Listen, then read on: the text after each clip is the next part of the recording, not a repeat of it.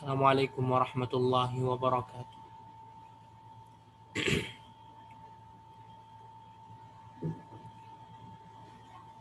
Alhamdulillahi rabbil alamin.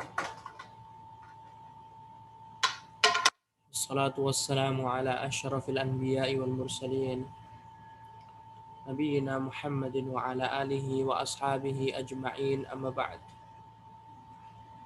Ikhwati billah, a'azanallahu wa iyyakum. Alhamdulillah, segala pujian milik Allah Subhanahu wa taala yang telah memberikan kenikmatan dan taufiknya kepada kita.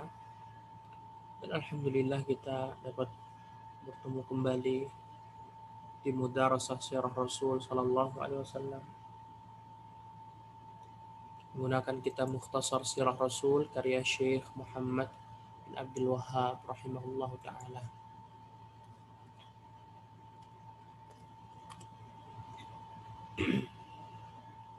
Dan ikhwati fillah, azanallahu wa iyyakum. Alhamdulillah kita sampai di pembahasan peristiwa yang terjadi di tahun ke-7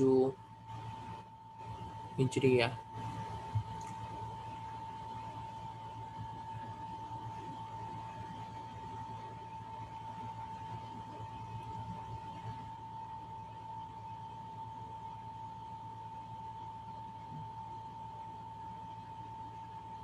Di tahun ke-7 ini Syekh akan membahas yang pertama berkaitan tentang perang Khaybar.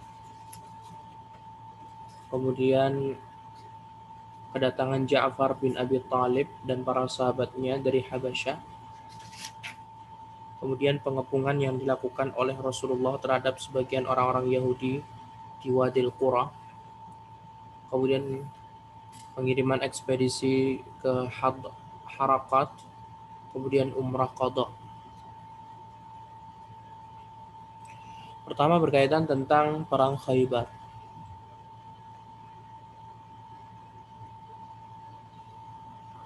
Ada satu hal yang tidak disebutkan atau beberapa hal yang tidak disebutkan oleh Syekh Muhammad bin Abdul Wahhab di kisah Sulhul Hudaybiyah, perjanjian Hudaybiyah. Di antaranya adalah genjatan senjata. Tidak dibahas oleh Syekh genjatan senjata antara kaum muslimin dengan orang Quraisy selama 10 tahun.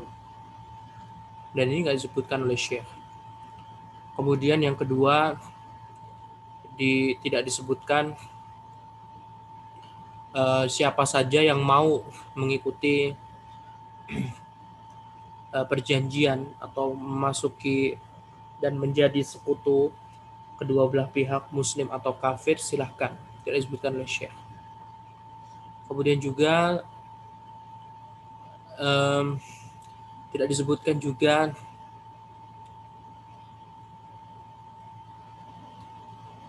bagaimana beliau bertanya atau mencari solusi kepada istri beliau, Ummu Salamah. Nah, dan ikhwati fillah zanallahu wa iyyakum, kita membahas berkaitan tentang perang Khaybar. Khaybar merupakan sebuah tempat perang Ahzab. Kita lihat dulu.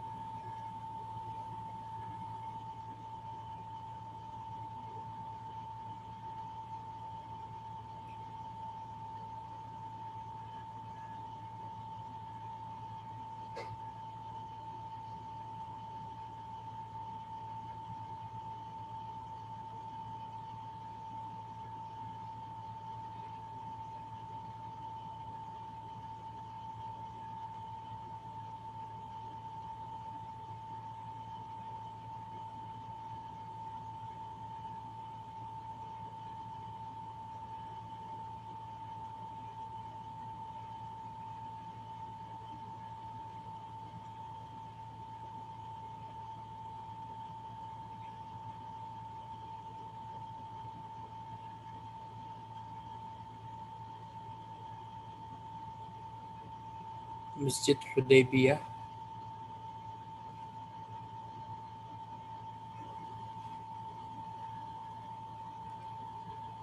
Nah, ini perang Khaybar. Itu bisa lihat di sini. Nah, ini ya.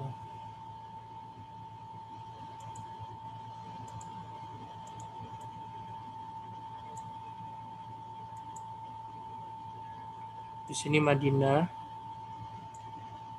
kemudian di sini Khaybar utaranya ya.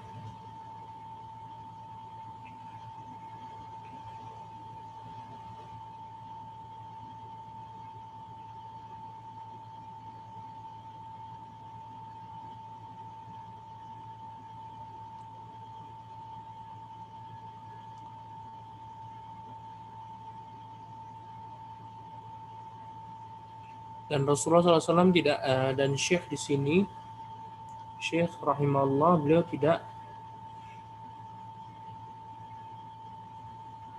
membahas tentang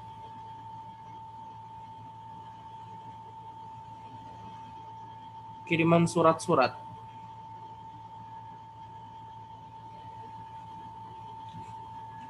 Sebenarnya di tahun 7 ini, sebelum perang Khaybar, Rasulullah SAW mengirim surat-surat. Nah, kita baca saja. Sepulang dari Hudaybiyah, Rasulullah SAW tinggal di Madinah selama 20 hari atau sekitar itu. Rasulullah tadi umrahnya di bulan Zulqa'dah, pulang di Zulhijjah. Jadi Rasulullah tinggal di Madinah sekitar 20 hari kurang lebih. Kemudian beliau berangkat ke Khaybar. Beliau menunjuk Siba bin Urfutah sebagai pengganti beliau di Madinah. Kenapa Rasulullah pergi ke Khaybar dan memerangi orang Yahudi yang ada di Khaybar? Karena mereka, orang-orang Yahudi Khaybar,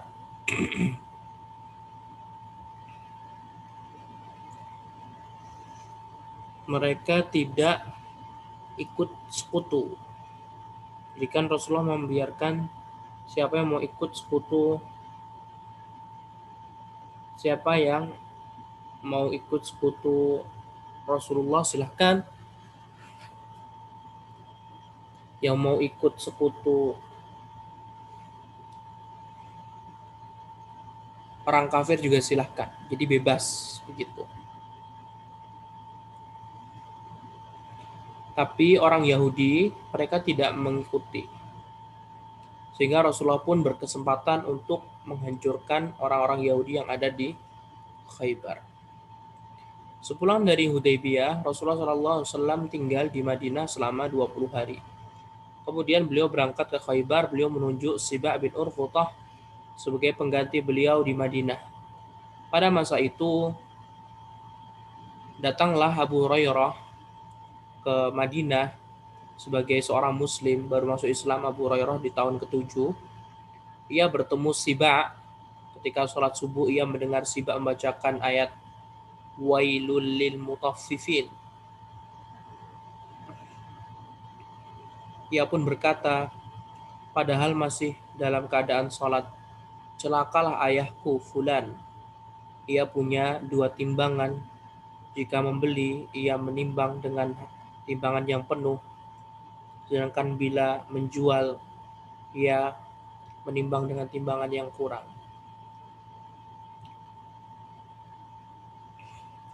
Salamah bin Aqwa berkata, kami berangkat ke Khaybar, maka ada seorang berkata kepada Amir bin Aqwa, tidakkah engkau pendengarkan kepada kami syair-syairmu? Ia pun memacu untanya seraya bersenandung, ya Allah, bukan karenamu kami tiada memperoleh hidayah, tidak pernah pula bersedekah dan sholat, maka turunkan ketenangan kepada kami, teguhkan kaki kami dalam pertempuran. Jika kami dipanggil bertempur, pasti segera datang dengan teriakan. Mereka meminta tolong kepada kami. Jika mereka ingin membuat fitnah, kami akan menolak. Rasulullah SAW pun bertanya, siapakah pengendara ini? Orang-orang menjawab, Amir bin Aqwa. Amir bin Aqwa.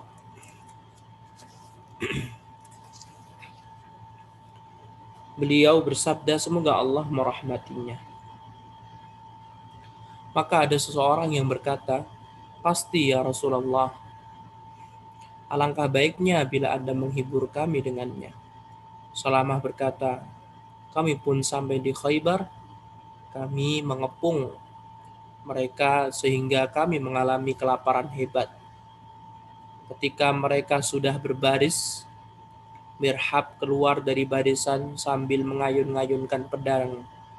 Ia melantunkan syair, Khaybar tahu, aku adalah Mirhab, penghunus senjata. Kok Mirhab ya? Kalau tempatnya Syekh Musa, marhaban, marhab, bukan Mirhab.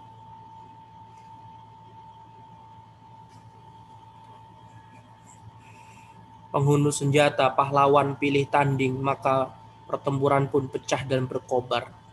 Amir turun gelanggang untuk menghadapinya sambil bersenandung. Khaybar pun tahu aku adalah Amir, penghunus senjata, pahlawan pemberani. Keduanya pun saling menebaskan pedangnya, sehingga pedang Mirhab atau Marhab mengenai perisai Amir lantas dicabut. Segera Amir mengarahkan pedangnya ke kaki Mirhab, padahal pedangnya pendek. Ternyata pedangnya justru berbalik mengenai lututnya sendiri hingga ia meninggal dunia karenanya. Salamah berkata, saya pun bertanya kepada Rasulullah, orang-orang mengatakan bahwa amalan Amir batal terhapus. Beliau menjawab, orang yang berkata demikian, ia telah dusta. Justru ia mendapatkan 2 pahala. Beliau pun memadukan kedua jari beliau. Sungguh ia seorang yang taat sekaligus mujahid. Jarang ada orang Arab melakukan seperti dia. Ketika Rasulullah SAW sudah dekat dari wilayah Khaybar, beliau berkata, berhenti. Maka pasukan pun terhenti. Ketika berkata, ya Allah, Rabb 7 langit dan segala yang dinaunginya, Rabb 7 bumi dan segala yang diusungnya, Rabb semua setan beserta segala yang disesatkannya, dan Rabb angin berikut segala yang terkena tipuannya. Kami memohon kepadamu kebaikan desa ini, kebaikan warganya, dan kebaikan apa yang ada di dalamnya.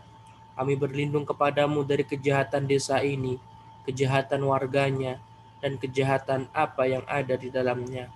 Majulah kalian dengan nama Allah. Rasulullah pun mengepung warga Khaybar selama kurang lebih 20 malam. Masya Allah, 20 malam. Khaybar merupakan kawasan yang iklimnya tidak cocok dengan kaum muslimin dan panas. Maka kaum muslimin sungguh merasakan kesulitan yang berat.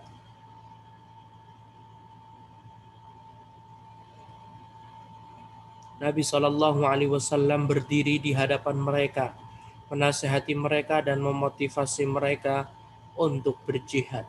Di antara kaum muslimin terdapat seorang budak berkulit hitam. Ia berkata, wahai Rasulullah, aku adalah seorang budak berkulit hitam, berwajah buruk, berbau tidak sedap, dan tidak punya harta apa-apa. Jika aku memerangi mereka hingga terbunuh, apakah aku akan masuk surga? Rasulullah pun menjawab, iya. Maka ia maju dan berperang hingga terbunuh. Maka ketika melihatnya, Nabi SAW bersabda, sungguh Allah telah membaguskan wajahmu, mengharumkan aroma tubuhmu, dan memperbanyak hartamu. Beliau juga bersabda, aku telah melihat dua bidadari yang menjadi istrinya memperebutkan jubah yang dikenakannya. Keduanya masuk sehingga berada di antara kulit dan jubahnya. Sebagian benteng Khaybar berhasil ditaklukkan oleh Rasulullah SAW. Kemudian beliau melanjutkan pengepungan di Qutaibah, Wasit, dan Sulalim. Khaybar terdiri dari dua wilayah. Yang pertama Syak dan Nattah, dan yang setelah ditaklukkan terlebih dahulu. Sedangkan yang kedua adalah yang telah kami sebutkan. Kemudian Muslimin mengepung warga setempat sampai akhirnya ketika warga setempat merasa pasti akan binasa, mereka meminta beliau untuk mengadakan perjanjian damai. Salam bin Abi Haqiq memasuki wilayah itu untuk membuat perjanjian damai dengan syarat perlindungan terhadap darah dan anak pada para penduduk Khaybar. Para penduduk Khaybar akan pergi dari Khaybar meninggalkan darah, harta, dan tanah mereka tanpa membawa barang apapun kecuali pakaian yang dikenakan.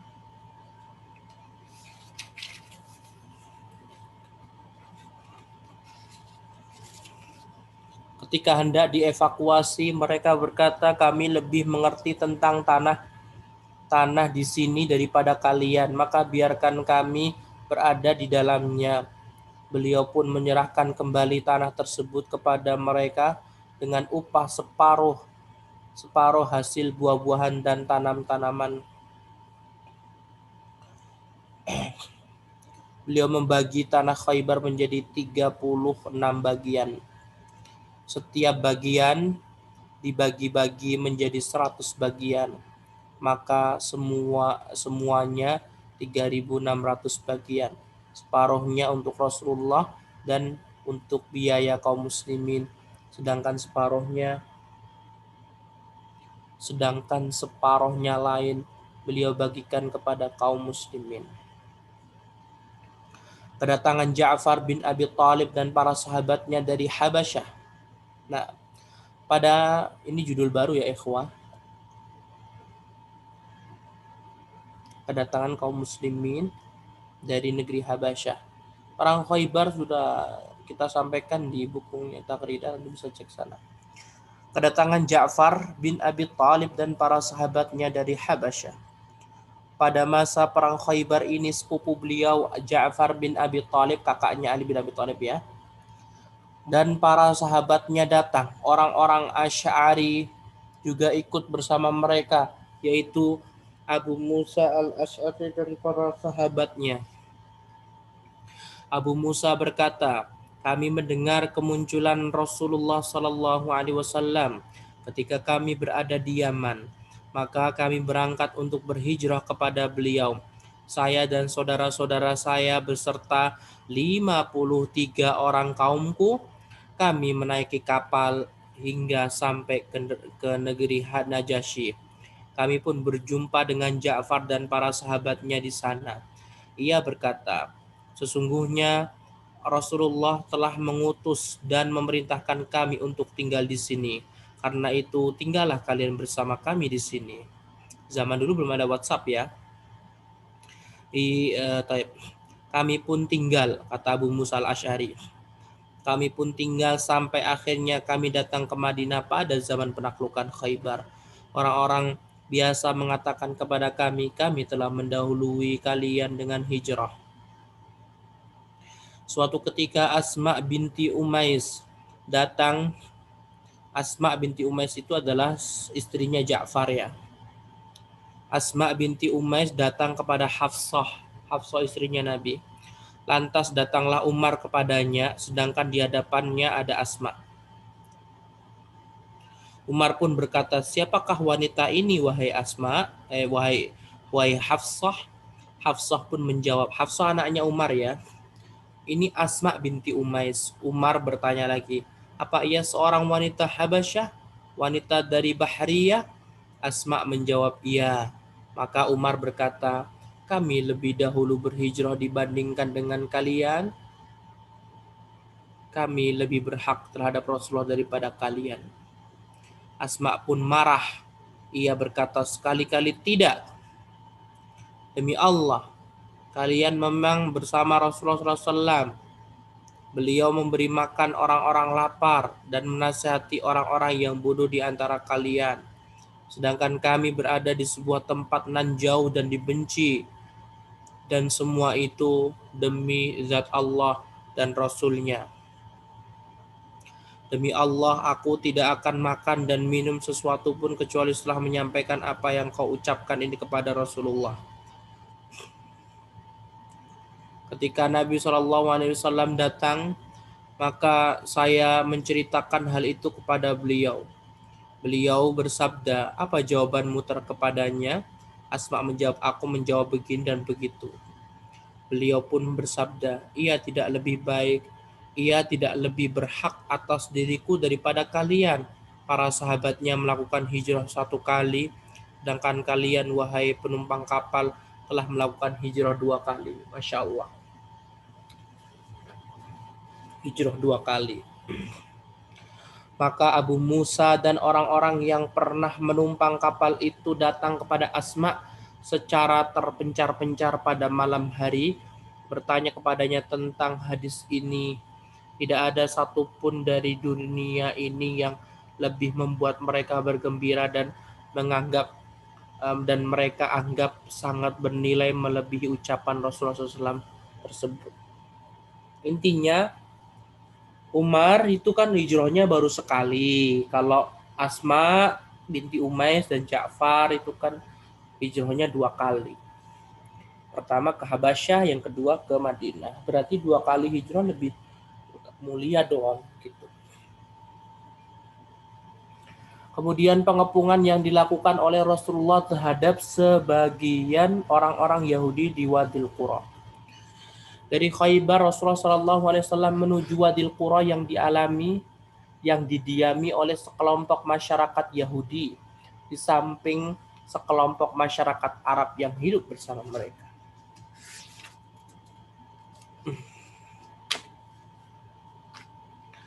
Ketika kaum muslimin tiba di Wadil Qura, orang-orang Yahudi menyambut mereka dengan anak panah. Sedangkan kaum muslimin dalam keadaan tidak siap.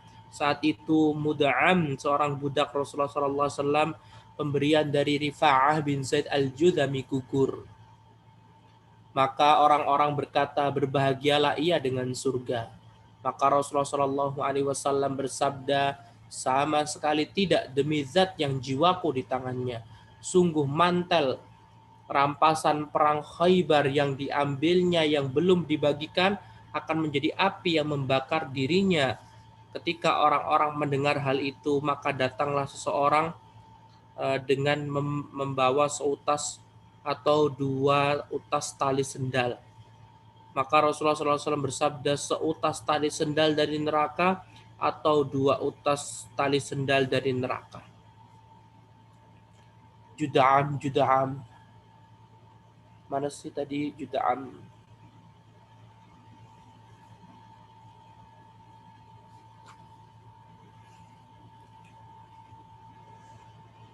Kok Juda'am sih, Mud'im juga namanya Mud'im.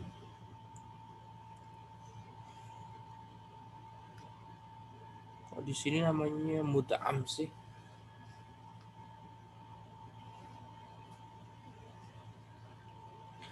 Rasulullah pun menyiapkan dan membariskan para sahabatnya.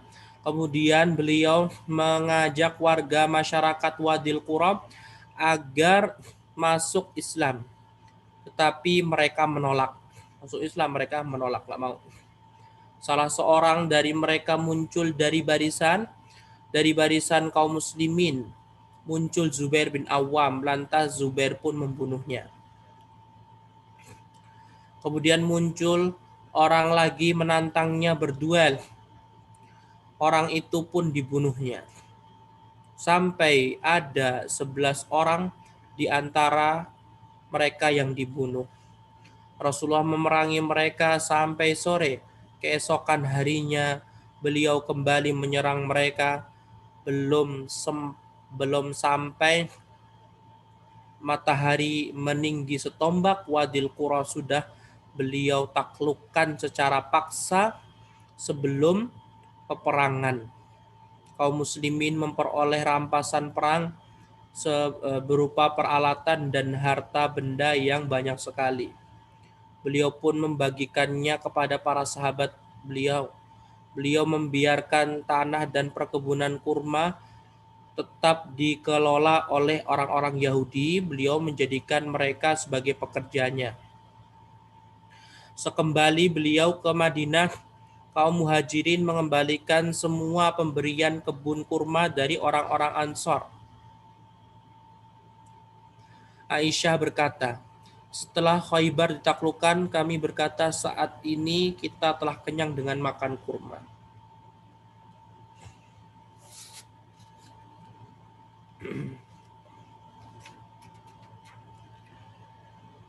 Kemudian pengiriman ekspedisi ke Harakat. Kemudian Rasulullah mengirimkan ekspedisi militer ke Harakat, bagian dari wilayah Juhainah. Ketika pasukan kaum muslimin mendekati mereka, komandan pasukan mengirimkan pengintai mata-mata. Setelah para pengintai kembali dengan membawa berita tentang mereka, komandan pasukan maju hingga mendekati mereka di malam hari, sedangkan mereka dalam keadaan tenang. Kemudian komandan berdiri memuji Allah sebagaimana layaknya pujian baginya. Kemudian berkhutbah, aku wasiatkan kepada kalian agar bertakwa kepada Allah semata, jangan sampai mempersekutukannya, menaatiku, tidak bermaksiat kepadaku, dan tidak menyelisih perintahku. Sesungguhnya tidak ada gunanya pendapat orang yang tidak ditaati. Kemudian komandan menertibkan mereka. Ia berkata, wahai fulan, engkau bersama fulan. Wahai fulan, engkau bersama fulan. Jangan sampai salah seorang dari kalian meninggalkan sahabatnya. Jangan pula ada yang kembali hanya salah seorang saja dari kalian. Lantas ketika nanti kutanya, di mana sahabatmu? Ia menjawab, aku tidak tahu. Jika aku sudah bertakbir, maka hunuslah pedang kalian. Kemudian kaum muslimin bertakbir dan menyerang secara serentak. Mereka mengepung warga setempat dan pedang-pedang Allah pun menebas mereka.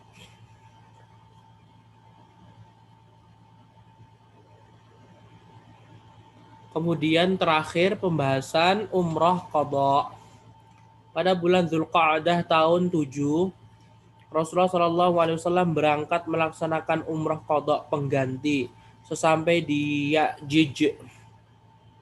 Ya'juj, beliau meletakkan seluruh peralatan kecuali pedang, perisai, panah, dan tombak. Mereka memasuki kota hanya bersenjata, seperti yang dibawa oleh pengendara, yaitu pedang. Beliau mengutus Ja'far bin Abi Thalib untuk meminang Maimunah bintil Harith. Maimunah menyerahkan urusannya kepada Abbas, maka Abbas menikahkan beliau dengan Maimunah.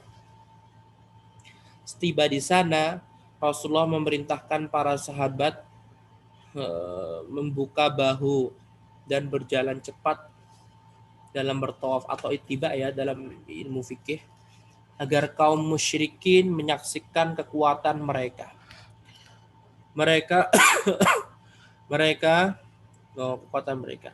Beliau melakukan berbagai strategi seoptimal mungkin untuk menghadapi mereka. Sedangkan Abdullah bin Rawahah memegangi kendali unta Rasulullah SAW sambil menyenandungkan syair. Wahai anak-anak, Wahai anak-anak orang kafir, jangan halangi jalannya, jangan halangi, karena setiap kebaikan ada pada Rasulnya.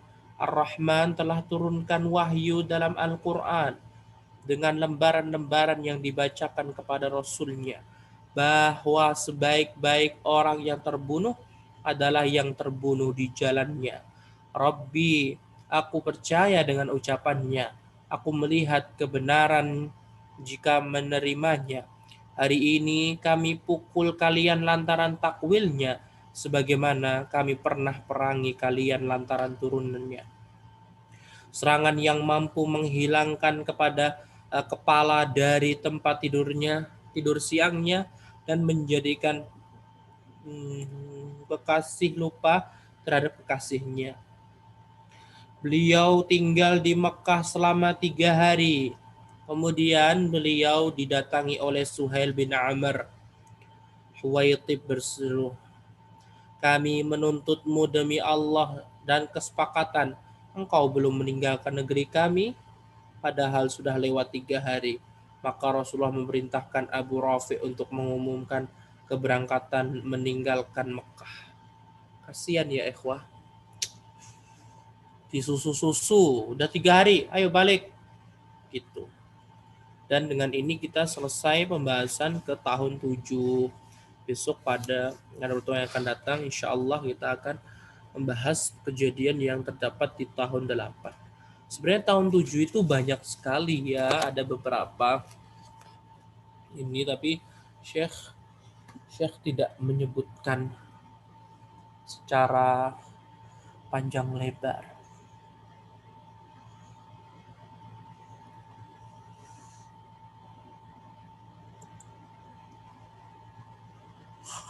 Oh.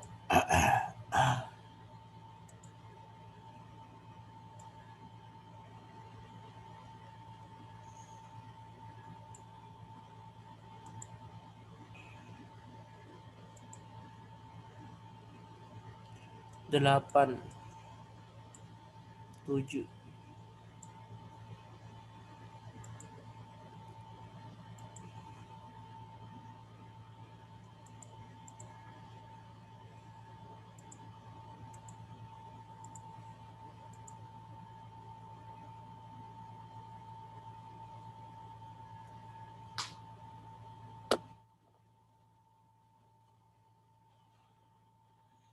Nggak dibahas berkaitan tentang pengiriman surat-surat. Nih,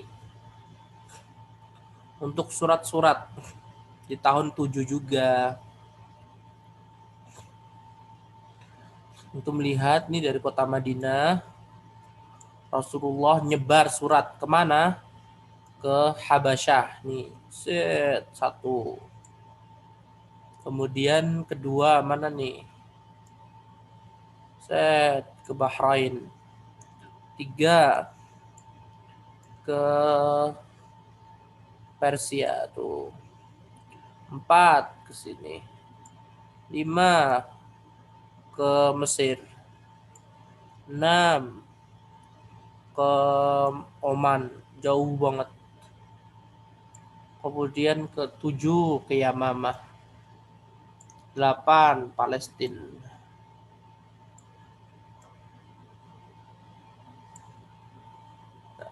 Dan ini orang-orang yang Rasulullah SAW merintahkan. Amr bin Umayyah ad-Damri ke Habasyah. Al-Ala bin Al-Hadrami ke Bahrain. Abdullah bin Hudzafah Sahmi ke Persia. Dihya al-Kalbi ke Palestina. Hatib bin Abi Balta'ah ke Iskandaria, Mesir. Amr bin Al-As ke Oman. Salid bin Amr Al-Amiri ke Yamamah. Kemudian Syuja' bin Wahab Al-Asadi ke Damaskus. Nah,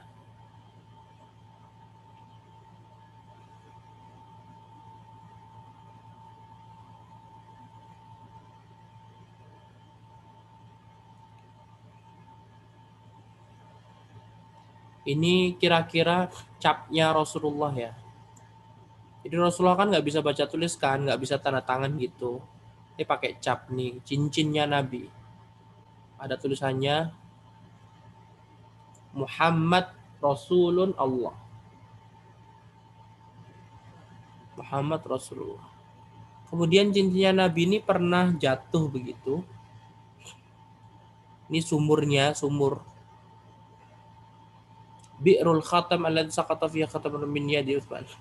Jadi cincinnya Nabi ini kan turun temurun sampai akhirnya dipegang sama Utsman bin Affan. Nah, kebetulan nggak tahu gimana ceritanya, nah, intinya langsung jatuh ke sini, ke sumurnya ini.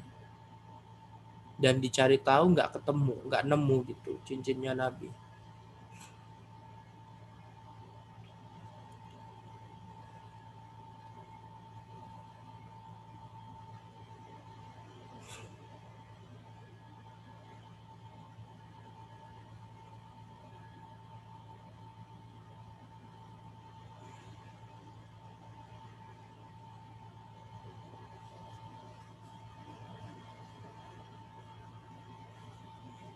Di tahun ini Rasulullah SAW nggak disebutin ya nikahnya sama siapa.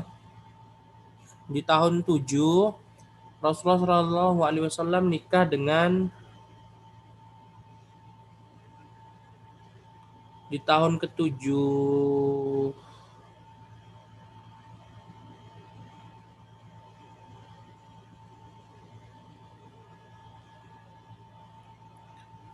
Nah, di tahun ke-6 Rasulullah nggak nikah sama sekali.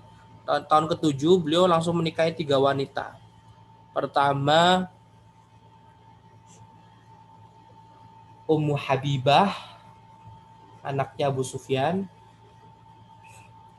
Yang kedua Sofiyah binti Huyai bin Akhtab. Yang ketiga Maimunah bintul Harith.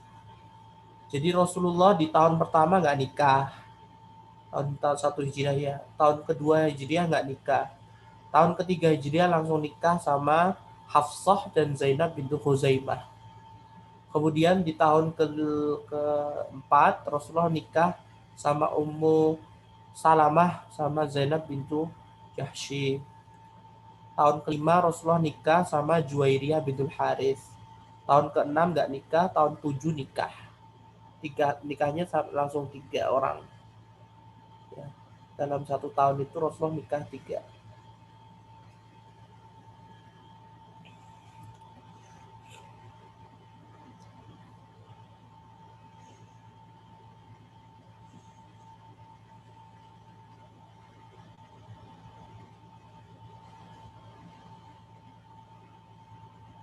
Maria Al-Qibtiyah.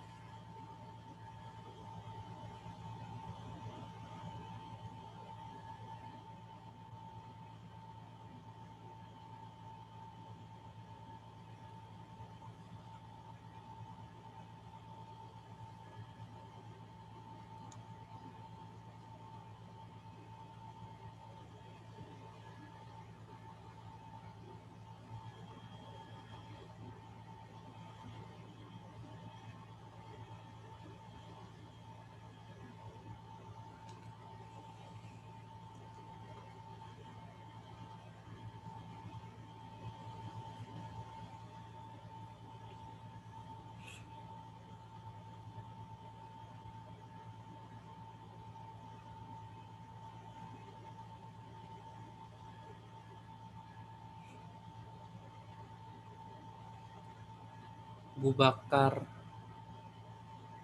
Ini syariah-syariah semuanya.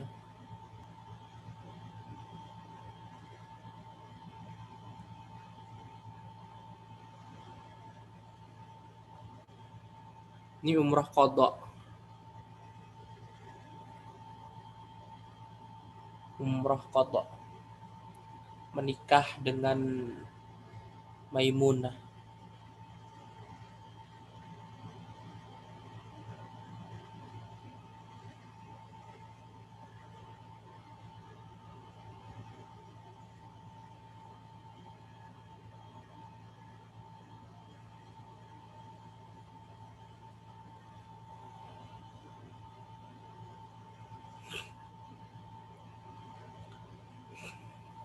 Mekah, Tanim,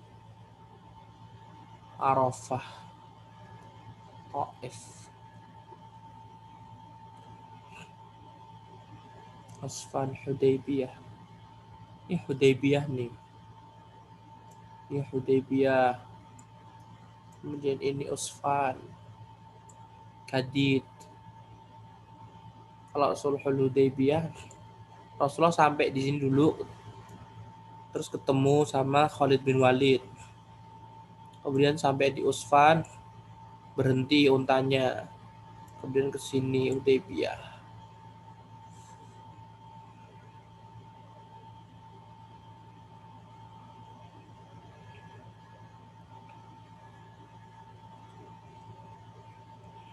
Kalau sudah nggak ada lagi, kita tutup. Wallahu taala a'lam, wabillahi taufiq, wa sallallahu wasallam ala nabiyyina Muhammad wa ala alihi wa sahbihi wa sallama tasliman katsira. Assalamualaikum warahmatullahi wabarakatuh.